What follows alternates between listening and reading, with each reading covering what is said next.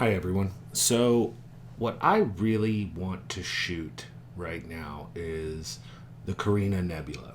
It's a huge, just lovely, lovely nebula, but there's a problem. I live in Texas, and Carina is a southern hemisphere target. So, what do you do in that scenario? Are there options for you if you want to shoot some of these targets that may not be in an area that you can get to, or maybe you don't have the right kind of equipment for it. And the great thing is there are some options out there. Specifically, there are a lot of kind of starting up organizations that have telescopes in dark sky locations in different parts of the world, and you can actually reserve time and shoot images through that equipment. One I'm going to talk about here today is iTelescope.net. This is one of the ones that's been around, I think, longest. They've got, like they're saying here, 18 telescopes and 5 different observatories in different parts of the world. And you can actually, book time on them and go ahead and take pictures of whatever you'd like. So, in general, the way these work is that they've got several different locations. And if we want to come in here and take a look, so this one here is the Siding Spring Observatory in Australia. And so Australia, great, that gets me to Southern Hemisphere. And then you can actually look at the various telescopes that they have here. Some like these are nice for wide field imaging. And then they also have some that have very high focal lengths for looking at deeper field targets and that kind of thing. And one of the big pluses on this is the equipment is way better than what I have. Much better mount, FLI cameras, which are way out of my price range, that kind of thing. And certainly I can't, afford one of these plane wave telescopes here, that kind of deal. Now for Carina, it's a wide field target, so I don't need to use one of these guys here. I'll be better off using something like the T12 telescope here, which is actually the same Takahashi FSQ that I use, which is good telescope-wise, but there's, once again, a better camera on it, that kind of thing. And it happens to be on the opposite side of the planet from where I am, so it can look at things I can't look at in the backyard.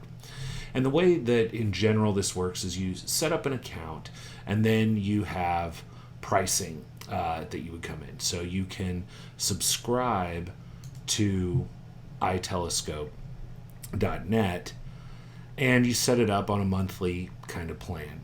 And those can start as cheap as $20 a month or go up, obviously, from there, depending on how much you think about using. Now, the way this typically equates out to is, you get a certain number of points for those dollars, typically about $1 a point, that you can then use for the different telescopes. And in general, once you've signed up for that, you then get a launch pad. And you build up points over time. They roll over from month to month.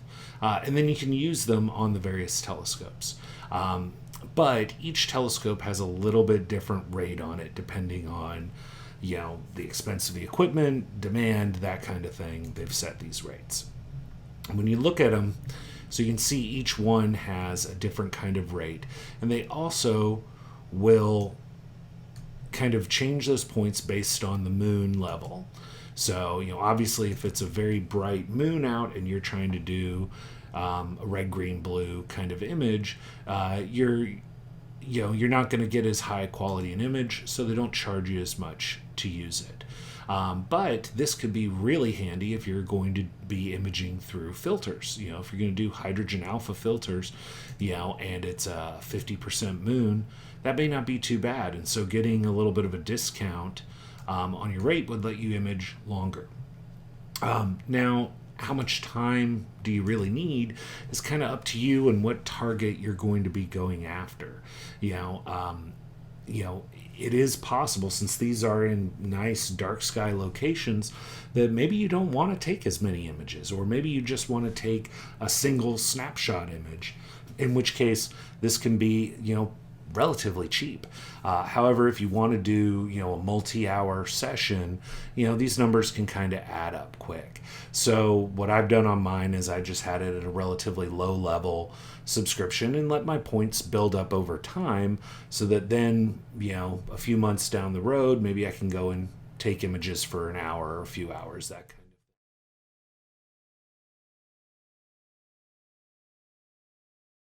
So one of the nice features here, and something that you can do if you don't want to spend a lot of money, doing a large imaging run, but you still would like to have some access and be able to maybe play around a little bit with some of these telescopes, is that you can look for any telescope that's currently available, and do, just a single exposure off of it.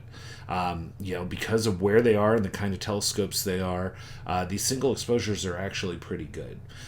So here for Siding Springs, out in Australia, their T31 scope is currently available, and I'm going to go ahead and click on it. It's a 510 millimeter aperture plane wave telescope. This sucker is, way outclassing what I would ever normally be able to use. And so with this, I can come in and say, let's do a one-click image. And when you do that, it'll come up with the all-sky camera to kind of make sure that it looks like it's a pretty clear night, which it does look like it is right now. And then it'll come up with a shorthand list of what should look, decent in that telescope's field of view, and that kind of thing. So in this case, I'm really interested in things that I can't get from my skies. So you can see it shows the deep southern skies here, and then the other objects. So something like M104 is really cool, but that's also something I can get from the house here in Texas. So I'm going to pick Centaurus A. A lot harder to get when we're kind of in the northern hemisphere here. And so as you can see, it's got all the info here. 5-minute exposures are what it'll do by default on the one-click image, and then all you have to do is hit submit. So we're actually going to go ahead and do that one. Run started successfully. See system status for ongoing info. So right back up at the top here, you have the system status page, and it'll give you a little readout of everything that it's doing here, right? So as it's kind of going through here, you can see it's starting its slew over to that object, and I won't watch it the whole time it's going here, but you can actually watch it go through as it locks on, does its focus change, setting the filter, running the auto guider, all that kind of stuff. Once it's done, it'll automatically drop that image into a network folder, on the website that you can then download. Now, one of the big things that tends to happen with all of our imaging, right, is that we've got to calibrate everything, right? You got to do your flat field, your dark frame, your bias frame, all that. One of the really nice things that iTelescope.net does is they will give you a pre-calibrated file. So they've already taken the flats, the darks, and that kind of thing for that scope, so that when you take one of these images, you can actually get a final image out of it. Now, none of these are one-shot color cameras, so it will be black and white. If you do the one-shot image, it's just going to be through the luminance filter. But it can be a really cool way to kind of use one of these scopes at a low-cost kind of run. So we're going to let this run, and then we'll come back here later and take a look at what that one-shot image actually looked like. But once it's done, it'll say that the image file is saved out. Normally it takes a few minutes for everything to move over. But once that's done, back over on the launch pad, you can go to download my data. When you do that, it'll have the number of the telescope set out there. So open that up, and then it'll show the target that it was here, and then the date of the image if you took them across multiple dates. And then it's going to give you kind of 3 different files here. The first one is that calibrated one where it actually applies the darks and flats and all that. And this is the full fits file. So once you unzip it, you've got the full quality pre-calibrated file, which makes it really great for processing later. Then they also give you the raw, and I believe either this comes with the calibration files in it separately, or you can go and get them separately for that scope. And then lastly, it gives you a nice JPEG of it. So for that kind of instant gratification, or if you're not going to mess with it after the fact, this may be all that you're looking for. And so if you double click on that, it'll go ahead and open it up. And this is the first time I've seen it. And wow. So this is just a single 5-minute long exposure on Centaurus A, that galaxy, which is just so gorgeous and so unique in the skies there. And it's something that you can't really get from Texas unless you go pretty far south and get at a particular time of year. But even then, you're not shooting as high up as this is. This can be one really economical way to image in a location that you're not going to get to anytime soon, and using equipment that's kind of way out of your price range, or at least way out of mine.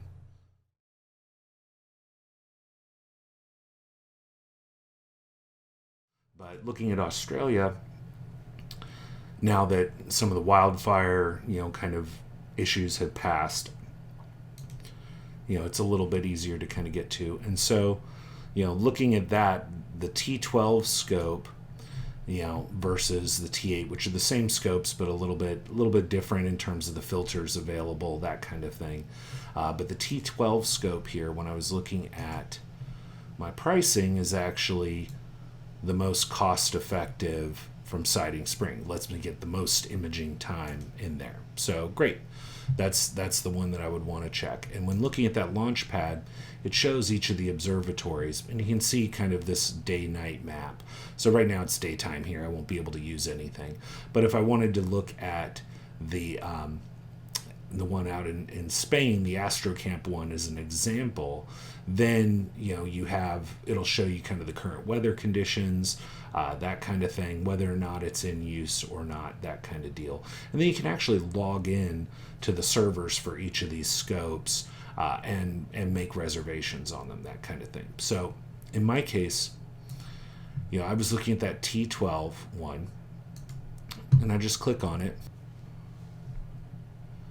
And then after you do, use your login password for it, it loads up that particular scope. And then you get to your welcome page, where it shows you kind of a confirmation of which scope you're looking for. It gives you the local time, which can be really important, especially when you cross the international date line, of making sure you know what you're looking at. And then it gives you the quick calendar of what is planning on being shot there. So you can see, for Friday, who's looking to put things up, that kind of thing. And you can get a quick idea of how available or not that telescope is going to be in the next couple of days. And then you have a host of options on the side here. At any point in time with a lot of these, one of the nice things they have is you can go to the system status page, and it'll kind of show you what it's currently doing. Now, this is all idle, so it's not really doing much of anything. But they have kind of a neat preview last image kind of thing here, which can be really neat for looking at what other people have been shooting. This cost me $0 to look at.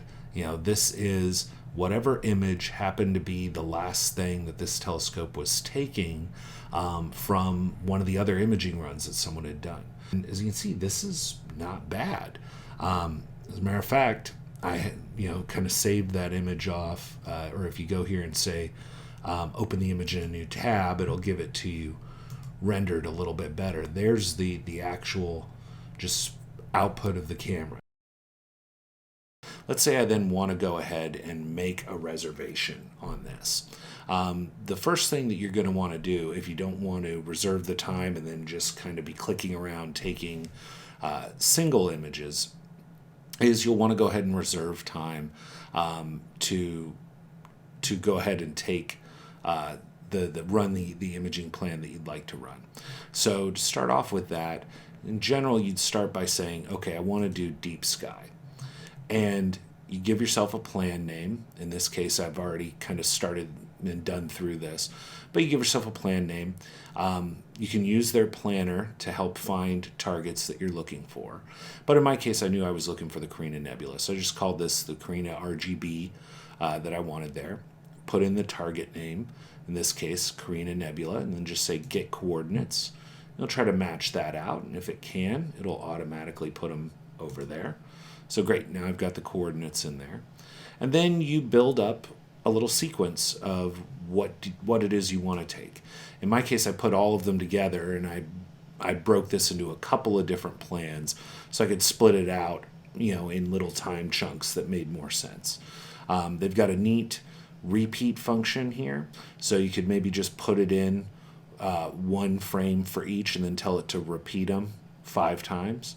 Or you could turn that off and change this to a quantity of 5 for each, that kind of thing. You can put in your duration in seconds. You don't have to do 5-minute long exposures, but I was happy with what came out at 5 minutes. You can put in a binning level. So these are CCD cameras, so the binning is important. I was running it at 1. I'm going to run it at 1:1 for the RGB, and then on the HA, I'm running it at a binning of 2.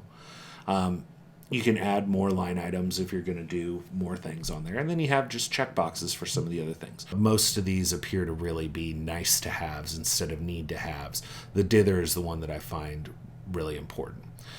If you've reserved time on the scope and you're just at the start of your reservation, then maybe you could say acquire the images now. But really, for the most part, it's good to just create that plan for later. And it'll save a text file with that name on the server. So once you've saved that, then you can go in and say, I want to make a reservation. So at that point, when you click make a reservation, it's going to come up with the actual list. So you see this one is actually the one that I have set here. It's, going to run, quote, tomorrow, but this is, kind of international dateline stuff. This is actually going to run later today in Australia. And it's going to grab it for the first couple hours of the night, that kind of thing, before the next reservation comes in, which was already there. But let's say I wanted to make one for later that evening. I can just click and drag for kind of the general time frame that I'm looking for, and I want to try to take up all of it. And then it'll let me know what we've got. Oh, I'm limited to 1 reservation per night. Okay, well, let's check the next night. Let's do the same thing. All right. Okay, so they build in some buffer time between these so that Telescope can kind of reset itself and all that kind of thing. So start time's got to be after 11:50 or at 11:50 or after. Okay, great. So set it to 11:50. I already have 8 hours that would take over my quota, right? So I've already been booking some things here, but let's say that I hadn't already booked my session out here. So they have some things to try to make the timing better so you don't have people hogging the scopes or that kind of thing. And then you would come in here and it gives you recommend the reservation be 1.5 times your imaging time for things like guiding, dithering, filter changes, focusing, all that kind of good stuff. And then you pick that plan that you've put together. I put together one for hydrogen alpha and one for RGB because I did need to break this over a couple of nights. So you pick the one that you were interested in, and then you confirm the reservation from there. And you're off to the races. Obviously, I already had my reservations booked, so I won't hit that there. And then your reservation shows up here, and at any point in time, you can click in and make adjustments to this if you want to.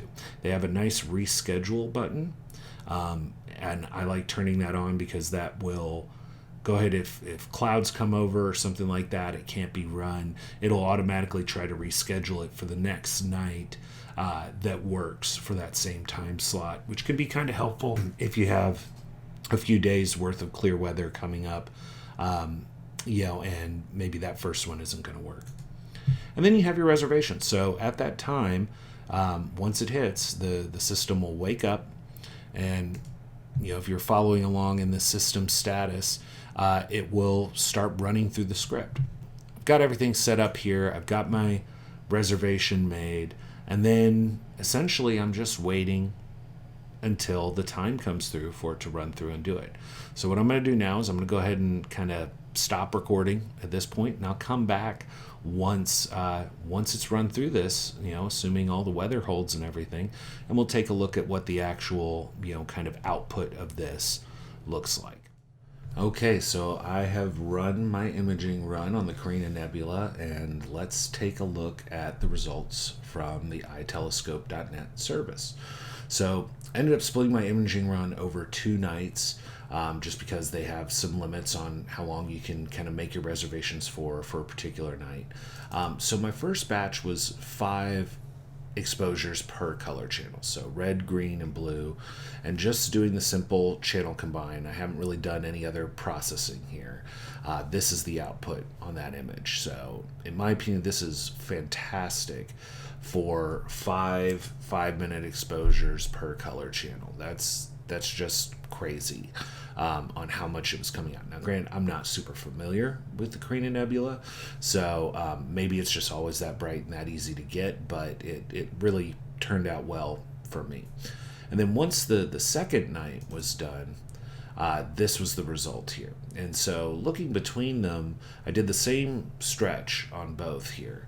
Really, they don't look all that different on the surface. They look pretty much the same, right? And so, like I said, I was really impressed with just the single night. And by the second night, I was really, really liking what I had. And I had it set up to run for another 2 blocks, including a hydrogen alpha block. And I actually canceled it and just stopped after these 2 because I was really happy with the results. So I wanted to see, okay, well, did I really get a lot of benefit in that second night? So let's pixel peep here. Really your big benefit of stacking more is going to be to reduce noise and get better definition on your fainter parts. So kind of bringing this into the extreme level. Let's go 7:1 on the zoom here, and then we'll do 7:1 on the same one.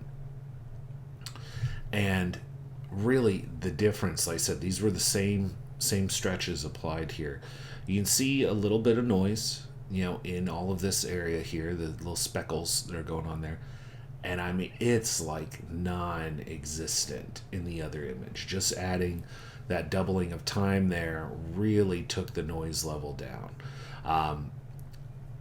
So it's just a big difference in the noise there. But also, I mean, I'm in 7:1. Let's take this out to 1:1. I can't tell anything. 2:1, can't tell anything. Doesn't start to seem like there's some noise to my eye until I start getting into this 5 level, right? So both very good quality. So, I wouldn't begrudge anybody saying, a single, 5 images of 5 minutes each on each channel may be plenty for the image that you want to get out of it. And in this case, like I said, the noise level was so low. Here I am at 10 or, I'm at 12:1 now, and I can barely see any kind of noise speckling at all. I went, okay, I don't need to take anymore. I think this is as good as I need to be right now. So that was what I stuck with. So I had my 10 here.